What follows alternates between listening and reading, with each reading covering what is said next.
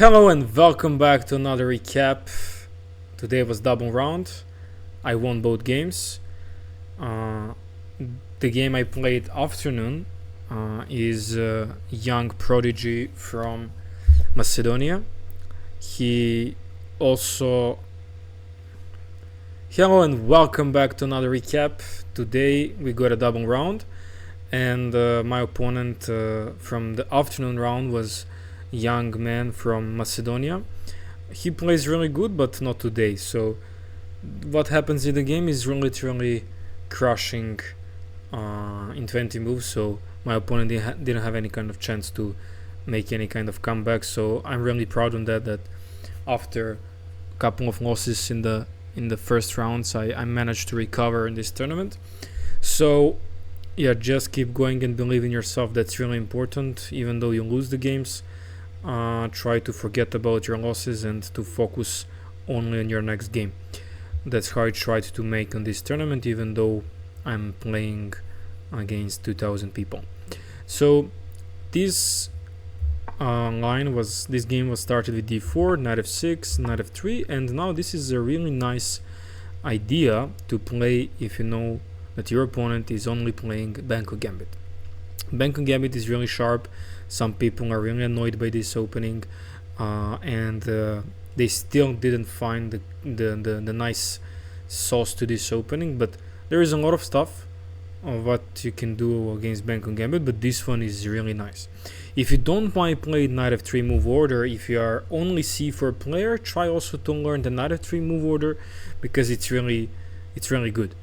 I'm talking about different situations, if they play g6 or e6, depending what do you do on these kind of things. But if they play c5, the whole point is d5, of course, and after b5, which only makes sense if someone is Benko gambit player. In this case, as you see, now we go e4. And the point of this sacrifice is bishop d3, and non-stop we are putting the pressure on their pieces. You're gonna see how this actually happens. There is also a couple of other options for black. If he plays d6 or g6, in that case we are managing to place the knight on c3, and then b5 is never possible again. So that's why just Benko gambit players would play here b5, grab the space on the queen side, but after e4 the only move is actually to take the pawn, because you're threatening e5 and you're threatening bishop takes b5. So this is the only move that works. Bishop d3. Now we are hitting the knight, and knight e6 is not good move at all, because after that we're gonna play a4, and if they play c4 here, we're gonna play bishop e2, and after b4 I think knight e2 here, and then knight c4 is going like maybe first castles, firstly bishop f4 and then knight e2, knight takes e4, something like that. Yes, I couldn't remember everything because I was expecting for my opponent to play queen a5, which actually happened in the game, such a natural move. And now after knight from b to d2, if they take my knight, that's something I want, because I'm gonna just take back with bishop, and you see how much compensation we already got for this pawn. Literally the whole game my opponent didn't manage to develop these pieces, especially these two. These two he managed by the end, these three, but that was already late. So knight bd2, and now knight f6. If they play knight to d6, that's also collapsing, if I'm not mistaken. What's the move here? I think castles. Yeah, castles. And if they play now c4, yeah, knight e4. Beautiful sacrifice of the piece, which already gives a lot of advantage to white. Like, look at the pieces, the evaluation bar is just going up for white, so this is just over. Yeah, knight e6 is not good option for black. If black knows this, he will always play knight to f6. Now I went castles, and now here it's really important to black to play move c4. Otherwise, if he plays d6, which also looks very natural, we're gonna play a4 or c4, and we're gonna make a pressure point on these pawns on the other side of the board. There is one idea which you must know in this line. You don't have to be scared about these pawns here. Let's say our opponent is playing something like d6.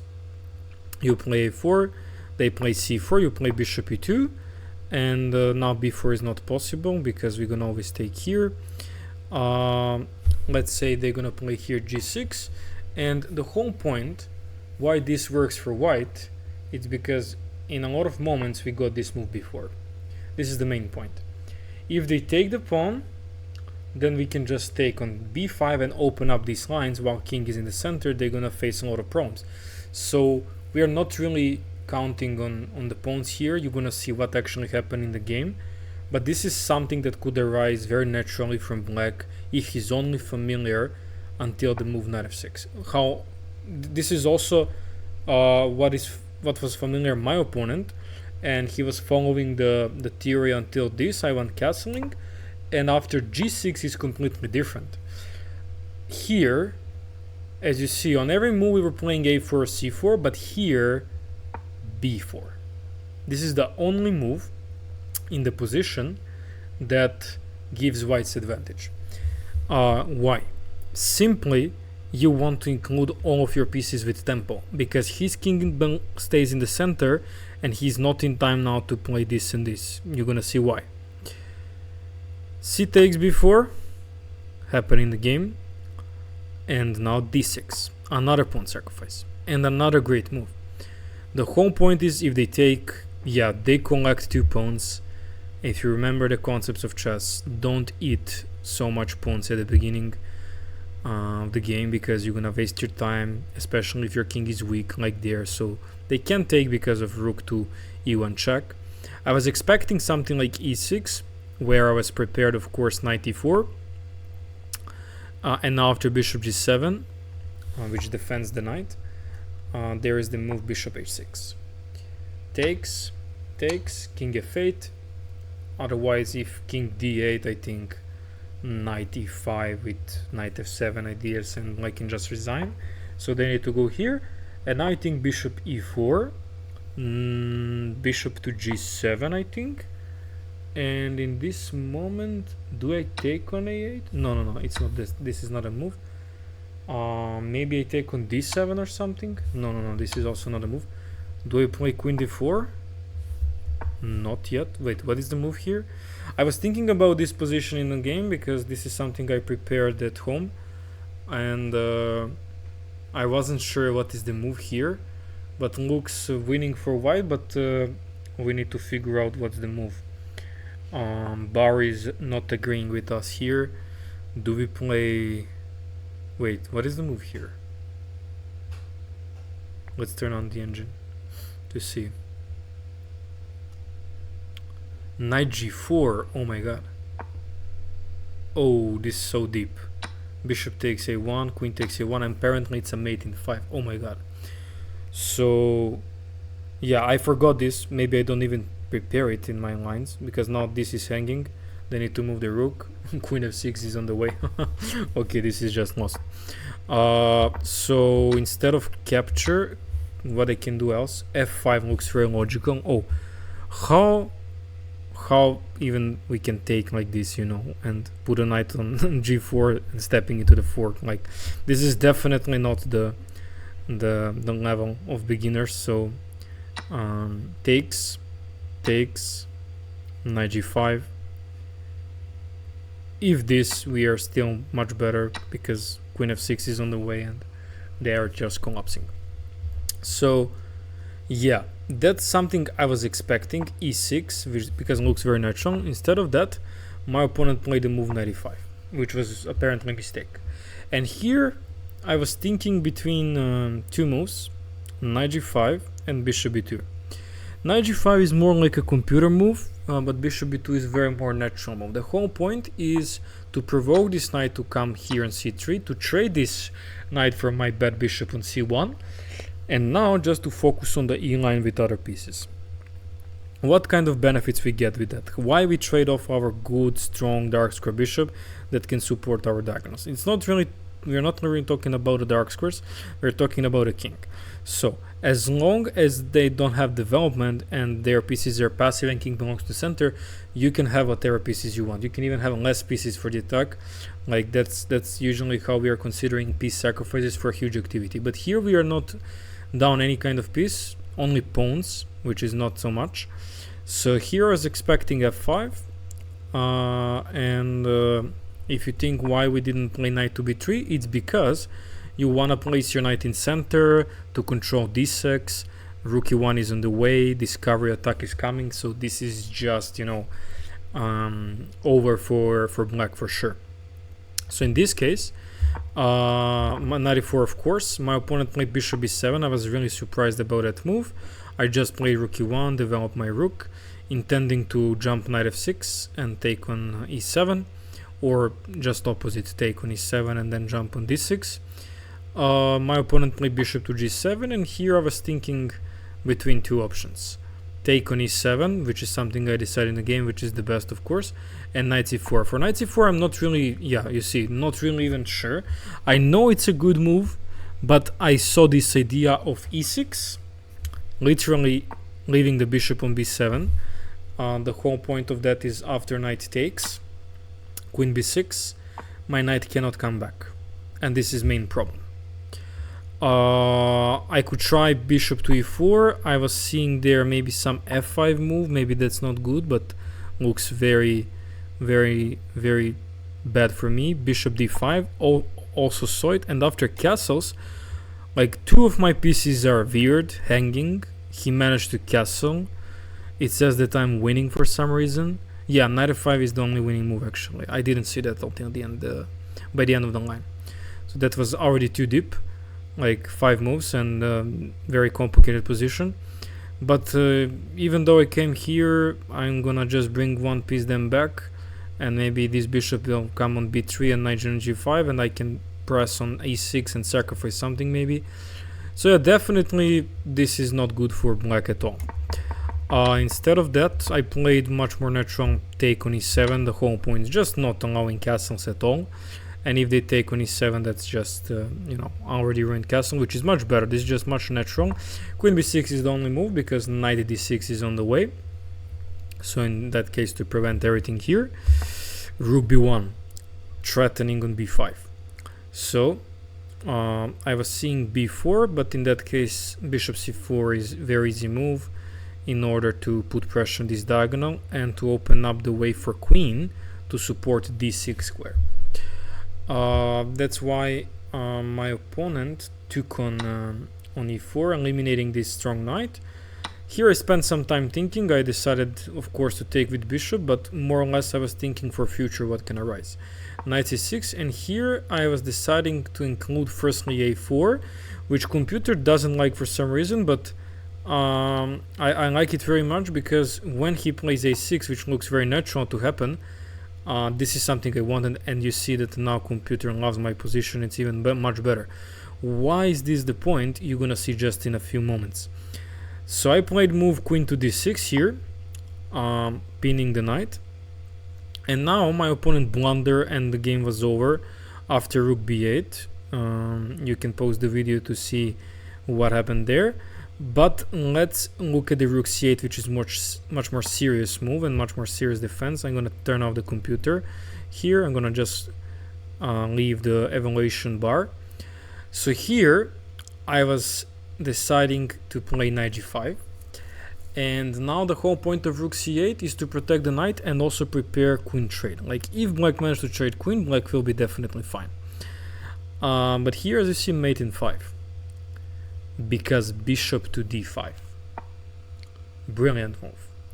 The point is, if they take my queen, I'm gonna give them mate.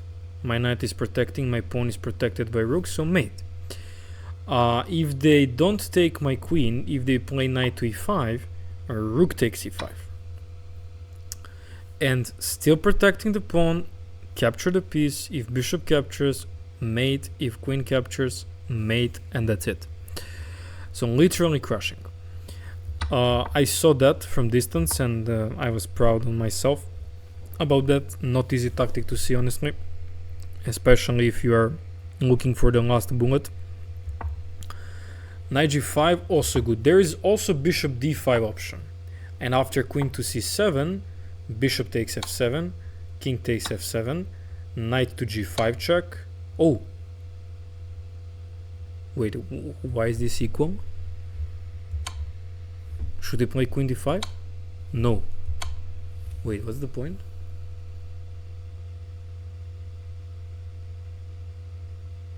Okay, knight g5 and queen d5 seems to be obvious, but I would wonder if I do that. Okay, so it's saying actually promoting the queen. Rook from h takes, because if rook from c takes, I'm gonna just take the queen. So rook from h takes, now knight g5. Oh, I see. And after king g8, takes the rook, takes back and wins the queen. Okay. But why the line with knight g5 immediately doesn't work? Why is this bad? Why the knight g5 is not good? King e8, queen d5.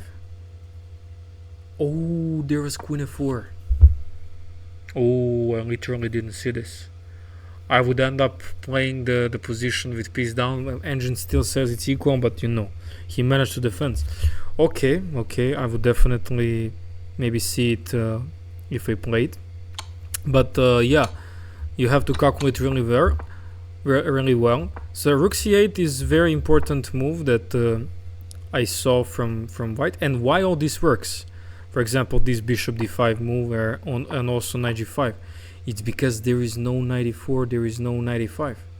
And if there is these moves, I'm not gonna be able to play these ideas, because then the queen not gonna be trading. So pawn on a7 was protecting the queen, as you see. And if there is a pawn, knight e4 and knight e5 works to save up everything. Like knight e5 here would literally save up this pawn and put a pressure on my queen. Now in this case doesn't work, I can just win the queen. But if my opponent didn't play it earlier, the move a6, then this will be maybe try to make defense. But now after rook b8, it was already over. This is a blunder. Just simply bishop takes e6. Queen cannot take because of queen takes there, and that's mate. And after pawn takes here, rook from b to d1, there is no way how to defend queen d7. If queen tries to defend here, there is queen d8 mate and promotion. If rook tries to defend, there is this, and that's just it. My opponent played this. After check here, I promoted, and that was over. Checkmate. So you see, 20 move, even after 10 move in the game, I was winning. In this moment, I was just winning. You just need to calculate it properly to not, you know, allow your opponent some counter plays. But it's really tough for black to play these positions, even if you know the theory earlier on the move before g6 was mistake. Like if they play correctly here, the move c4, I will play this, and now they need to be really careful also in this position, because their piece is not developed and they don't have fast way to get out. So this is a nice game. 5th round. Tomorrow we still have double rounds, and I'm gonna try to make both videos in one day. So if I don't, you're gonna wait until next day, of course. But yeah, anyway, thanks for watching until this moment. I hope you learned something today from this Benko gambit interesting idea, and leave a like and subscribe if you are new to this channel. See you soon. Bye.